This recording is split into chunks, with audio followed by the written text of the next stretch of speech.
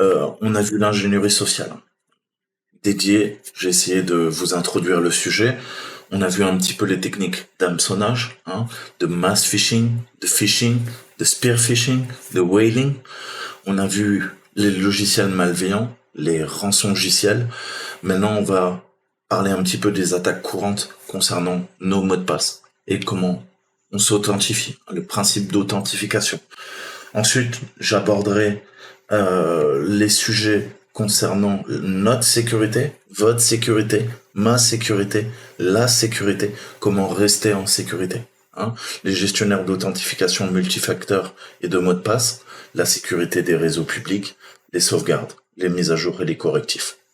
Alors, parlons un petit peu euh, des mots de passe, hein, et de l'authentification.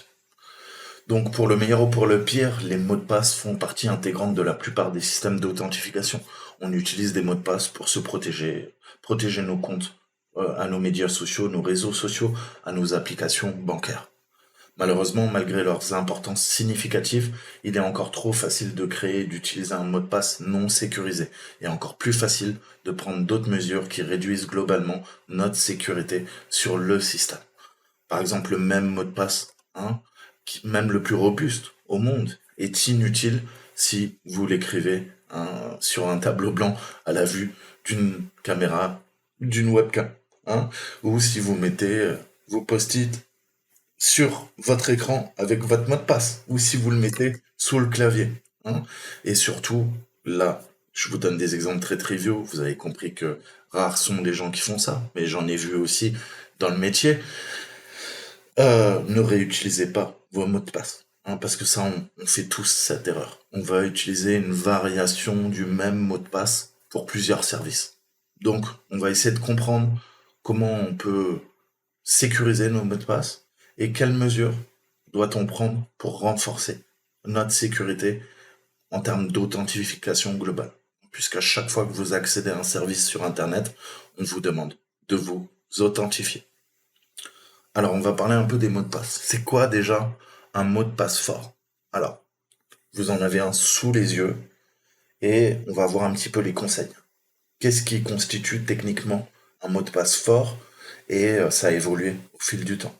Puisque au fil du temps, les puissances de calcul deviennent exponentielles, on suit la loi de Moore et il est extrêmement facile, voire trivial, de casser des mots de passe qui étaient complexes il y a 20 ans, qu'ils ne le sont plus aujourd'hui. Donc vous avez ce mot de passe. C'est une collection de caractères minuscules, majuscules, y compris de symboles et de chiffres numériques. Il comporte plus de 8 caractères, hein, ce qui rend presque impossible l'attaque par force brute, sans dictionnaire, avec le niveau actuel de technologie. Il a été créé en utilisant des connaissances qui sont peu susceptibles d'être détenues par quelqu'un d'autre que le propriétaire du mot de passe.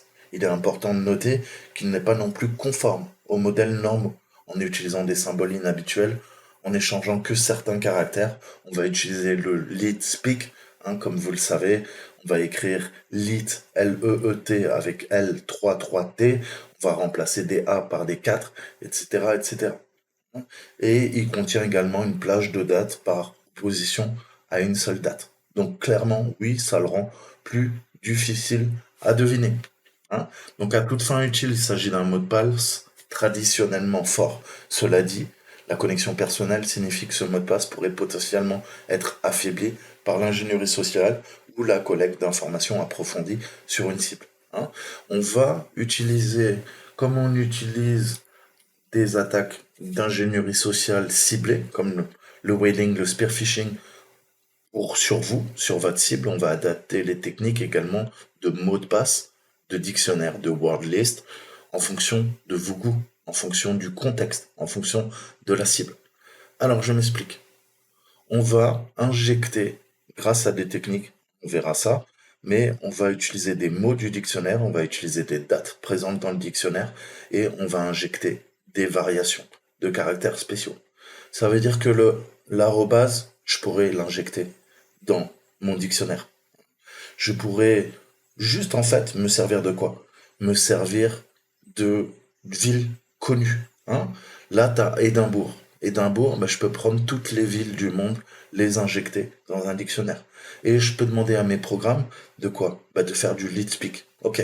Édimbourg, ça peut être quoi? Ça peut être 3 D1NBURGH. Ça peut être ED1NBURGH comme vous l'avez sous les yeux. 1988, 2000, pareil. Je vais injecter toutes les variations de chiffres et de nombres possibles et inimaginables. Et ensuite, à partir de quoi? D'Édimbourg, de 1988 et de 2000, je vais demander d'injecter dans mon dictionnaire des caractères spéciaux. Donc il va reprendre Édimbourg, il va tester Édimbourg avec un 1, comme vous l'avez sous les yeux. Il va combiner 1988 avec 1989, avec 2000. Il va ajouter un dièse, il va ajouter un arrobase, il va ajouter un point d'exclamation à la fin. Parce que on a des patterns. On utilise toujours le point d'exclamation, vous le mettrez rarement au début de votre mot de passe. Généralement, c'est à la fin. Donc on voit qu'est-ce que font les hackers. On a des data leaks, des data breach, et on récupère des mots de passe. Et à partir de cette mot de passe, on essaie de tirer la psychologie de la nature humaine. On a des milliards de mots de passe de différentes personnes, et on voit comment la plupart des gens utilisent une certaine syntaxe. Il y a des motifs récurrents. Et donc, après, on n'a plus qu'à dire à nos programmes, écoute, tu vas faire comme ça, comme ça, comme ça, tu vas tester telle ou telle permutation.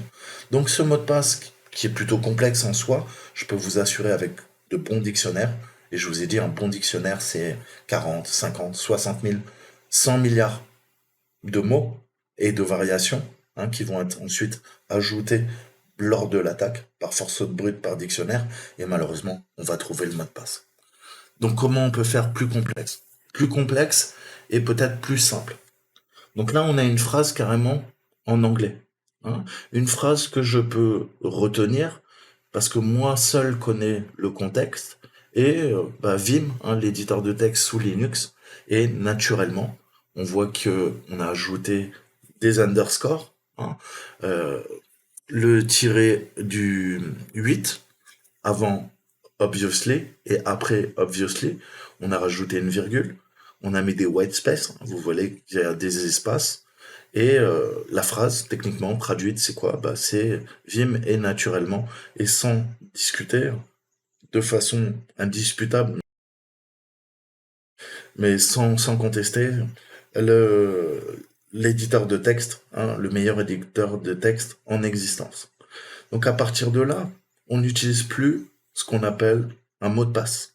On va utiliser une passphrase. La passphrase, c'est ce qu'on appelle une phrase secrète.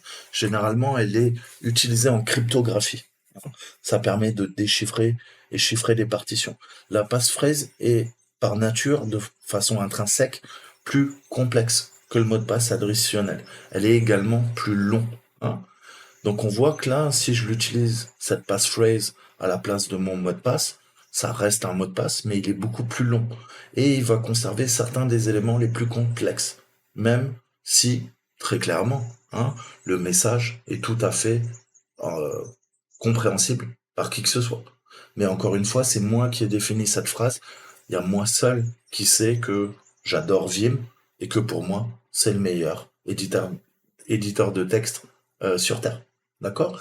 Donc l'avantage, c'est que le message n'est pas offusqué. Il n'a pas été offusqué, je vous l'ai dit, c'est offuscar. En latin, c'est obscurcir, assombrir le sens. Je vous ai dit que c'était une stratégie de communication, de chiffrement, d'encodage, toutes ces techniques qui permettent de faire passer un message aux yeux et à la su de tous, mais il n'y a que vous qui pouvez utiliser et interpréter ce message. Et bien là, c'est pareil. Il va être dur à forcer parce qu'il faudrait vraiment que je te connaisse vraiment bien pour savoir que ton mot de passe, c'est Vim est indiscutablement et naturellement le meilleur mot de passe au monde. D'accord? Donc vous voyez que c'est beaucoup plus long et c'est ce qu'on appelle le word. En cryptographie, c'est ce qu'on appelle un mot. Mais pas un mot au sens premier, un mot en termes mathématiques. Le mot, c'est comme une clé. Plus la clé est longue, plus elle va être compliquée à déchiffrer. Et c'est ce principe d'algorithmie, de complexité intrinsèque du mot qui va demander quoi? Un certain temps de calcul, un certain temps de quoi? De test, de possibilités, jusqu'à retrouver la solution. Hein. Mais c'est exactement ce qu'on veut. Pour empêcher de pirater vos mots de passe, l'attaquant va devoir tester toutes les permutations possibles et inimaginables. Plus ces permutations sont complexes, plus votre mot est long, plus ça deviendra impossible de retrouver votre mot de passe. Ça, j'espère que c'est bien clair. Donc idéalement, hein, vous devriez utiliser des mots de passe longs et complètement aléatoires. Je vous montre une nouvelle chaîne de caractères. Hein. Alors là, il n'y a pas de secret, il y a deux possibilités. Hein. Soit vous avez un petit calepin à la maison, hein, vous euh, le gardez en lieu précieux, hein, et vous allez le noter. Dans ce cas-là, vous n'avez pas à le partager avec la solution que je vais vous proposer par la suite, c'est-à-dire un gestionnaire de mots de passe. Hein. Vos mots de passe, avec un mot de passe, vous accéderez à tous les mots de passe que vous utilisez sur Internet. Et ces mots de passe seront chiffrés, soit en local sur votre ordinateur, via le gestionnaire de mots de passe, ou via le cloud. Tout va dépendre des solutions que vous utilisez. Mais si vous êtes complètement parano et vous n'avez pas envie de partager ces mots de passe avec une personne tierce, je vous conseille vraiment, comme fait ma mère, de stocker vos mots de passe sur un calepin. Après, ça vous garantit pas non plus quoi? Le fait qu'on puisse pas voler vos mots de passe. Parce qu'on ne pourra pas vous les voler quoi? Sur Internet. Mais par contre, on peut vous cambrioler. Et le jour où vous vous faites cambrioler chez vous et qu'on accède à votre calepin, on a tous vos mots de passe. D'accord? Donc je vous donne toujours des exemples très triviaux, mais comprendre qu'il n'y a pas une solution universelle qui fonctionne. Malheureusement, si c'était vrai, on le saurait. Donc, c'est encore une fois, qu'est-ce que vous êtes prêt à risquer, hein?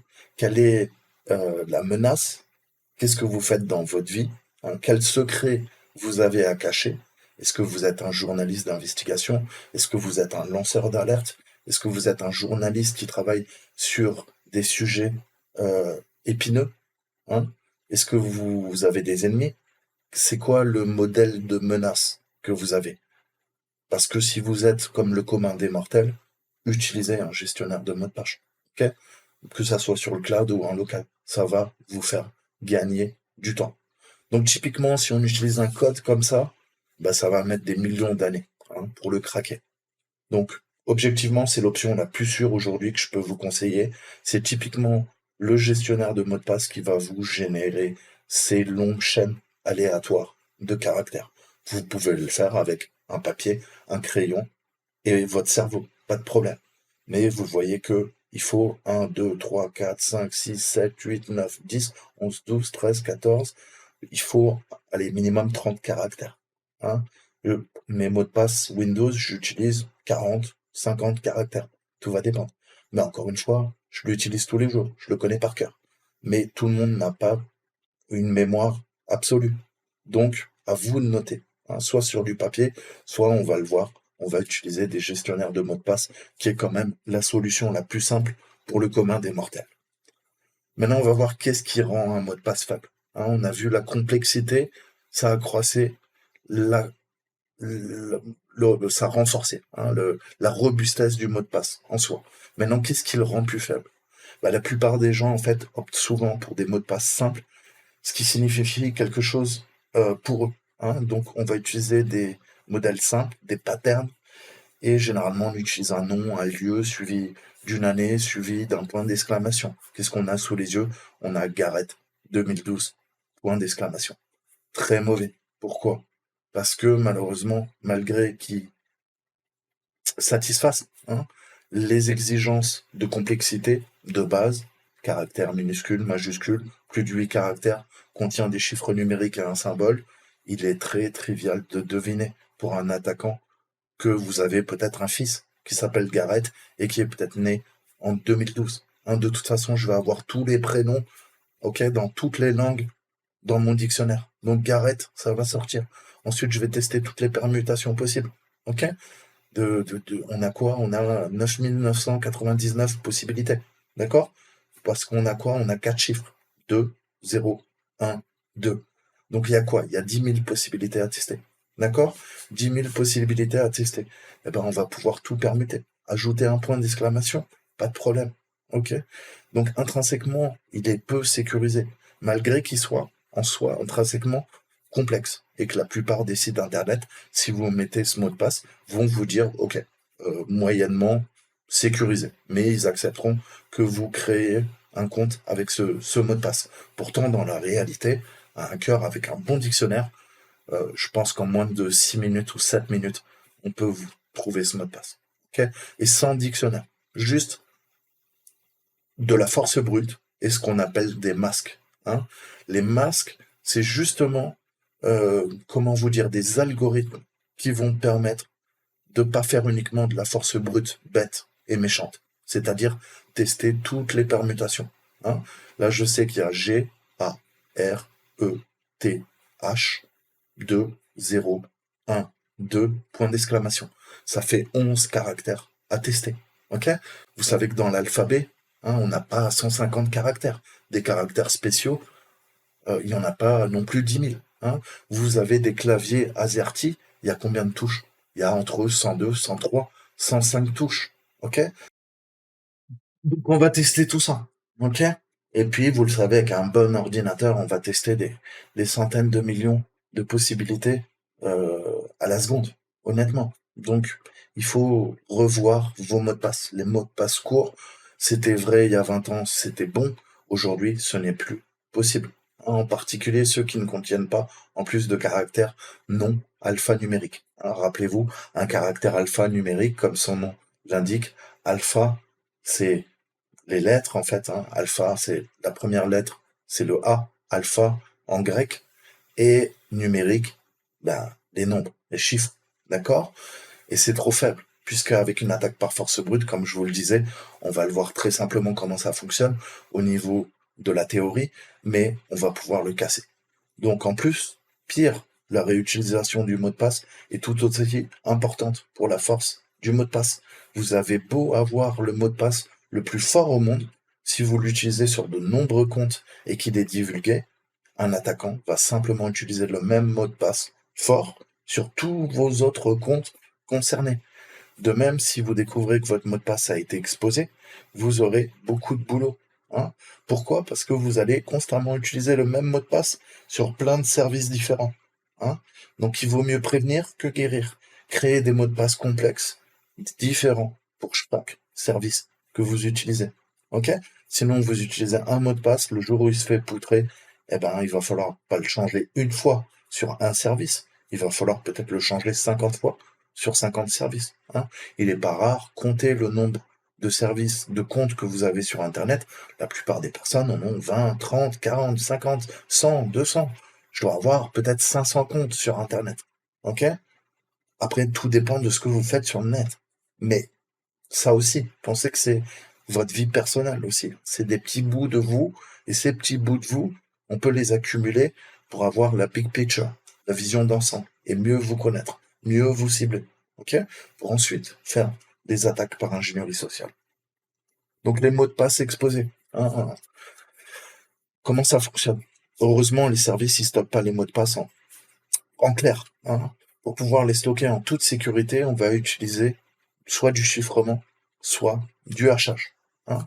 Alors, comment ça marche? Grosso modo, vous créez un compte en ligne. Le fournisseur doit stocker une copie de votre mot de passe afin de le valider. La prochaine fois que vous vous connecterez, ça va poser un problème. Hein. Comment les mots de passe peuvent être stockés en toute sécurité? Donc, on peut les stocker sous forme de texte brut. Ça, c'est de la folie, mais c'était encore utilisé il y a 10 ans, 15 ans. Par exemple, vous soumettez une chaîne de caractères, c'est votre mot de passe, on va le stocker en clair. Hein. Donc, c'est pas une option, en fait, parce que chaque mot de passe sera instantanément divulgué si la base de données est piratée. En plus, les administrateurs peuvent accéder à la base de données et peuvent se connecter à votre place. On a de gros problèmes de sécurité. Ensuite, on a le chiffrement. Hein. Des mots de passe, c'est une amélioration, mais en fait, pas de beaucoup. Hein. Si les mots de passe sont chiffrés et sont stockés de façon chiffrée, ils peuvent être également déchiffrés. Un attaquant doit justement, simplement, obtenir la clé. Hein. et ils peuvent transformer chaque mot de passe qui a été chiffré à nouveau en texte brut, en texte clair. C'est exactement ce qui s'est passé quand Adobe, en 2013, s'est fait pirater. On a récupéré tous les mots de passe. Alors, il y a un autre standard qui a évolué, vous me voyez tout le temps l'utiliser, c'est le hash. Les fonctions de hachage. On parle de hachage de mots de passe. Donc, ça implique l'utilisation d'algorithmes mathématiques compliqués pour prendre n'importe quelle entrée et la transformer en une sortie unique de longueur fixe d'une manière impossible à inverser, en théorie, comme toujours en informatique et en mathématiques. Cela signifie que vous vous inscrivez, votre mot de passe est haché, stocké dans une base de données, mais il n'est pas en clair. On n'a que son hash.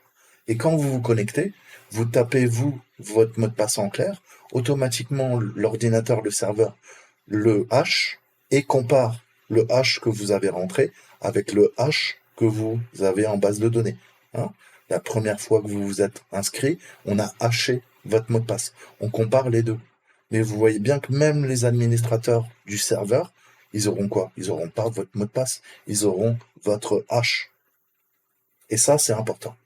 Donc, c'est le même algorithme qui est appliqué au mot de passe quand vous le fournissez, quand vous vous connectez. On compare le hash stocké, et s'il correspond au mot de passe que vous avez rentré, à sa valeur de hash, vous l'avez compris, eh ben on sait que c'est la même entrée. Ok? Donc c'est la même sortie unique. C'est le principe du hachage. On a la même longueur de word, de mots. Donc, vous vous êtes authentifié, vous avez réussi, on vous donne accès au réseau social, à vos médias, etc. Connexion à YouTube, Twitter, Facebook, à votre boîte mail, etc., etc. Donc, idéalement, chaque service doit hacher les mots de passe des utilisateurs avec un algorithme sécurisé. Même si l'ensemble de la base de données est divulgué, les attaquants auraient toujours besoin de perdre un temps précieux et une puissance de calcul à essayer de forcer les hachages. Sinon, ils sont inutiles. Parce que le but, c'est de trouver les mots de passe en texte brut. Si vous rentrez un hash à la place de votre mot de passe, quand bien même la personne sait que vous vous connectez avec totolehacker@sfr.fr, eh ben, s'il n'a pas le mot de passe en clair, il ne peut pas utiliser le hash. C'est pourquoi il est important que les mots de passe soient longs et de préférence avec un niveau de complexité décent. Plus le mot de passe est long, plus le nombre de caractères potentiels impliqués est grand, plus il faut de la puissance de calcul pour deviner efficacement la saisie du mot de passe utilisé pour générer un hachage. Alors comment ça se passe? On va voir un petit peu comment on peut attaquer les hashes, parce que rien n'est infaillible, vous le savez. C'est le but du hacking. Mais si un service est piraté et que sa base de données contient des informations de compte divulguées, dans le meilleur des cas, le service a utilisé un algorithme de hachage sécurisé. Vous disposez d'un mot de passe fort. Dans ce cas, votre mot de passe est sûr. Votre adresse mail, votre nom d'utilisateur va fuiter. Il va être divulgué publiquement sur le dark web, sur des forums. Attendez-vous à du spam. Mais en tout cas, votre mot de passe, ils auront que le hash, à moins de retrouver ça. Donc ça vous laisse le temps de quoi? De vous reconnecter sur le site et de générer un nouveau mot de passe.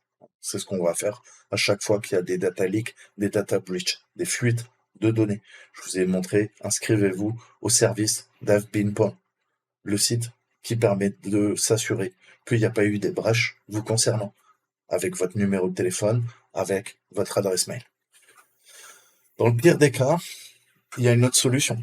C'est que votre mot de passe en texte brut est immédiatement disponible. Peut-être que les attaquants ont de très très bons dictionnaires, ou ce qu'on appelle des rainbow tables, des tables arc-en-ciel. Alors on va voir ça, mais grosso modo, il y a votre nom d'utilisateur, votre mot de passe qui sont connus de l'attaquant. Ça va lui permettre de prendre le contrôle de votre compte et d'effectuer des attaques de bourrage d'informations, d'identification. Alors, c'est ce qu'on appelle du credential stuffing attack. En quoi ça consiste? Eh ben, il va utiliser votre nom d'utilisateur, votre mot de passe volé et voir si ça n'a pas été réutilisé ailleurs. C'est pour ça qu'on parle de bourrage d'informations, d'identification. On va se connecter à tous les réseaux sociaux, tous les sites que la plupart des gens utilisent, Instagram, Snapchat, WhatsApp, Facebook, YouTube, Twitter, etc., etc., etc. Vous l'avez compris. Et on va essayer d'utiliser les mêmes clés, valeurs. Clé, c'est votre nom d'utilisateur. Sa valeur associée, c'est le mot de passe qu'on a récupéré sur vous. Et on va lancer des attaques, des attaques, des attaques, des attaques. Et très souvent, vous seriez surpris, comme les gens réutilisent leur mot de passe, si ton mot de passe Twitter s'est fait pirater et que tu l'as réutilisé sur WhatsApp, on va pouvoir se connecter non seulement à Twitter jusqu'à que, toi tu le changes sur Twitter ou que les administrateurs de Twitter changent automatiquement ton mot de passe, ou le rendent caduque. Entre-temps, on va pouvoir se connecter à un autre compte. Snapchat, Facebook, partout où tu auras réutilisé ton mot de passe, on va pouvoir se connecter en ton nom. Et voilà, tous les jours, vous avez des informations d'identification qui sont revendues sur le dark web. Donc ça nous amène à notre dernier point dans cette section, les services de notification, d'exposition des données.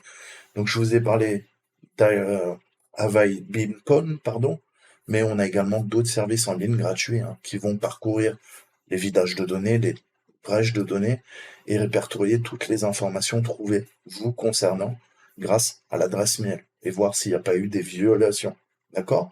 Comme ça, vous êtes averti, vous recevez un mail vous informant que votre adresse mail apparaît dans des violations de données et automatiquement vous vous connectez pour régénérer un nouveau mot de passe. D'accord ?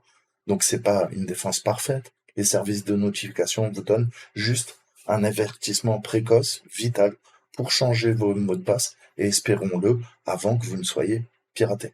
D'accord ? Donc c'est le principe de cyberhygiène. Toujours mieux vaut prévenir que guérir. Donc les attaques par mot de passe, comment ça se passe ? Un attaquant, en fait, il a plein d'options. Il peut attaquer les mots de passe et les systèmes d'authentification. Soit il va le faire en local, soit il va le faire à distance.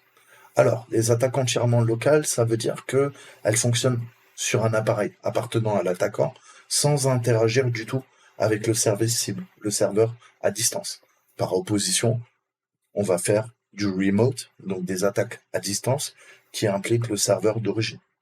Il y a un serveur de messagerie Orange, j'ai ton adresse mail, j'ai pas ton mot de passe, je vais lancer une attaque sur le serveur et tester toutes les 5 minutes, toutes les 30 secondes, toutes les secondes,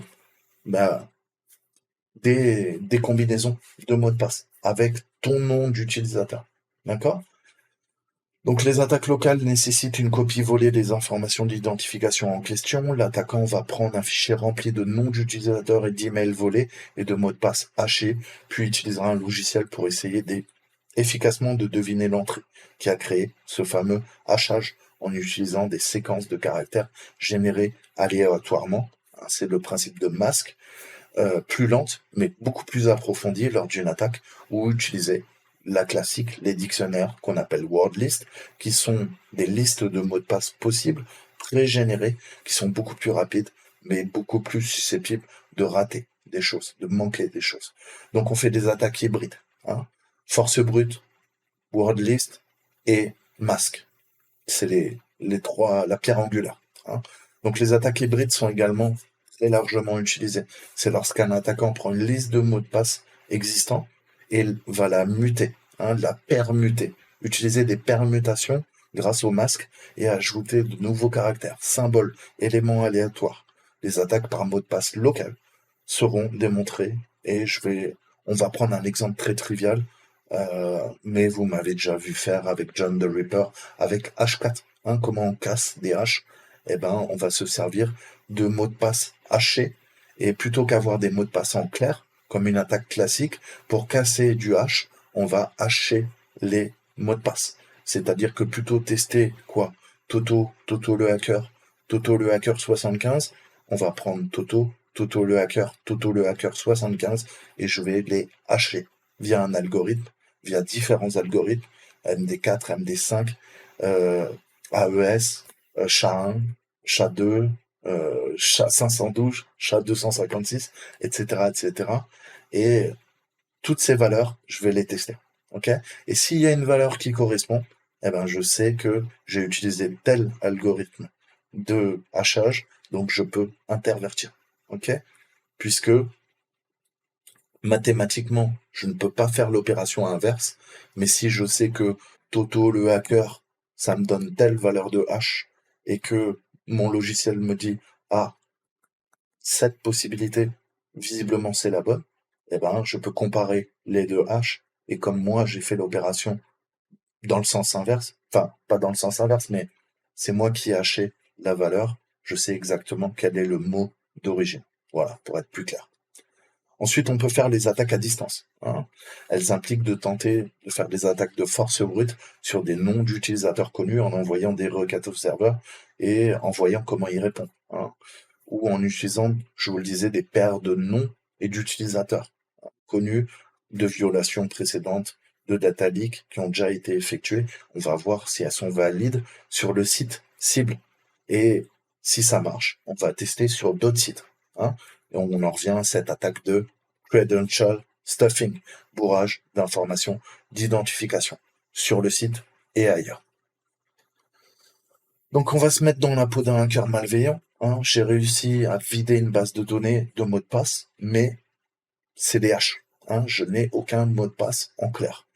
Première étape, je vais générer une liste de mots de passe probables. Hein. Vous l'avez sous les yeux. Qu'est-ce que je vais faire? Je vais copier la liste de mots de passe dans mon cracker. Hein, le cracker, c'est un programme qui va tester et lancer des attaques de force brute. Hein.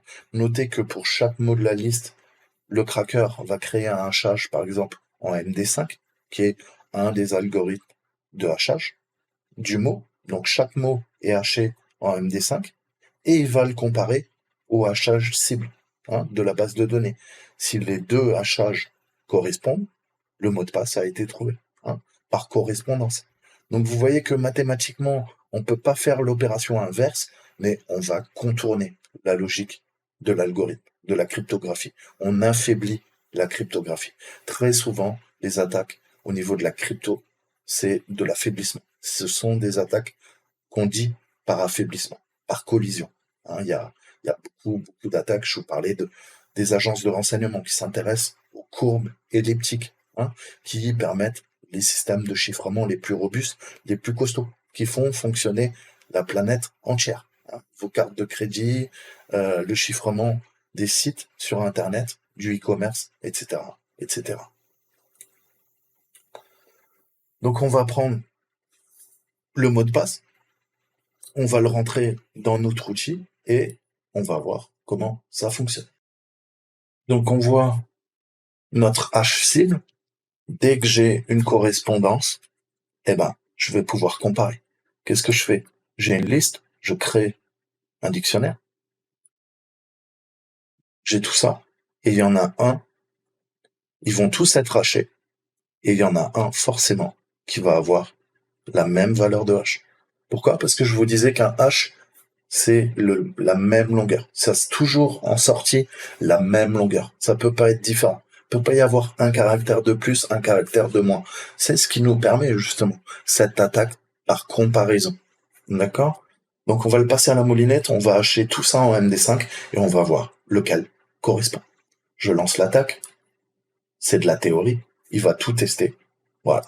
Et vous voyez qu'en testant tout, il a trouvé que c'est try hack me 123 points d'exclamation qui une fois haché en MD5 donne la même valeur des B6 et qui termine par FD39. C'est exactement ce qu'on a. Je compare les deux. Je sais que ton mot de passe, je fais l'opération inverse. Ok? Mathématiquement, c'est impossible, mais on vient d'affaiblir la logique de la crypto. La crypto, c'est un algorithme qui me permet de sécuriser.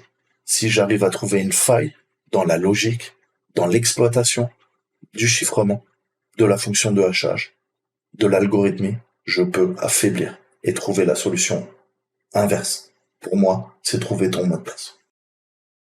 Donc vous l'imaginez, c'est un exemple très trivial là que je viens de vous donner, ça sera beaucoup plus dur dans la réalité. Et heureusement, c'est ce qui permet la sécurité d'Internet. Sinon, ça serait vraiment le Far West. Ça l'est déjà un peu. Mais voilà, on va utiliser des mots de passe potentiels Et on va utiliser des milliards et des milliards et des milliards de possibilités. Je vous parlais quoi de MD5 Decrypt.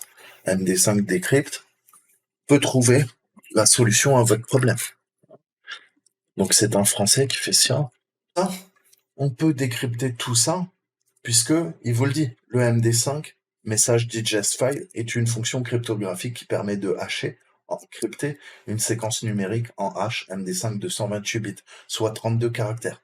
Ce qui est peu, ce qui importe peu, c'est la longueur de la séquence originale. Donc ce système cryptographique est irréversible. Il n'est pas possible d'obtenir la séquence originale, de décrypter en utilisant seulement le hash MD5. Donc comment on fait? Eh ben, la seule façon de décrypter le hash, c'est de comparer à une base contenant des hashes MD5 en ligne et trouver la séquence correspondante. Ce site, il a plus de 15 milliards de hashes MD5 et il va trouver une correspondance. Si elle est dans la base de données, il va le trouver. Si votre mot de passe n'a pas été haché et n'est pas dans la base de données, il ne le trouvera pas. Voilà, j'espère que c'est clair. Je vous mettrai les liens en description. Allez lire, c'est très bien expliqué quand on débute. Et vous pouvez aller là-dessus, récupérer la word list, ce que j'ai fait. Et vous avez un fichier qui fait plusieurs gigas. Et vous avez 21 gigas décompressés. Vous avez, donc là c'est le premier mode, mais si vous prenez la full, vous avez, je vous disais, entre 15 et 17 milliards de mots de passe. Ok? Et vous pouvez retrouver les fonctions. Soit, généralement on utilise du MD5, soit du SHA-1, soit du SHA-256. Le MD5 est très utilisé pour vérifier l'intégrité des données lors d'un téléchargement et s'assurer que le fichier n'a pas été tempéré, modifié entre le serveur et votre maison, ok? Quand vous téléchargez un fichier d'internet, et c'est beaucoup trop faible parce que le MD5, vous voyez qu'on peut le casser facilement. Pour s'assurer de la sécurité, par contre, on utilisera du SHA-256 ou du SHA-1. Mais vous voyez que comparé au MD5, au SHA-1 et le SHA-256, qu'est-ce qui varie? C'est la longueur de la clé. Vous voyez que la MD5, ça fait ça en longueur. Le SHA-1, c'est un peu plus costaud. C'est un petit peu plus long. Et le SHA-256, c'est encore plus long. Tout ça va dépendre de quoi? De la longueur utilisée. On a vu que le MD5, c'est du 128 bits, 32 caractères. Et on complexifie la longueur de clé et le nombre de bits. D'accord? Mais par contre, ça sera toujours la même longueur. Qu'est-ce que j'entends par là? Tu peux comparer plein de valeurs de hash MD5, elles feront toujours 32 caractères. SHA-1, elles feront toujours cette taille. SHA-256, elles feront toujours cette taille.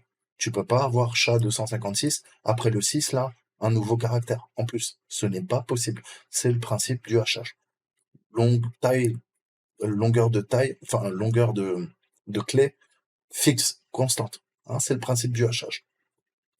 Et après, tout va dépendre, encore une fois, qu'est-ce qu'on utilise. Qu'est-ce qu'on utilise et la longueur de la clé. On parle en bits, des 0 et des 1. 128 bits, 32 caractères. Voilà. Je vous dis à très bientôt. Ciao, ciao.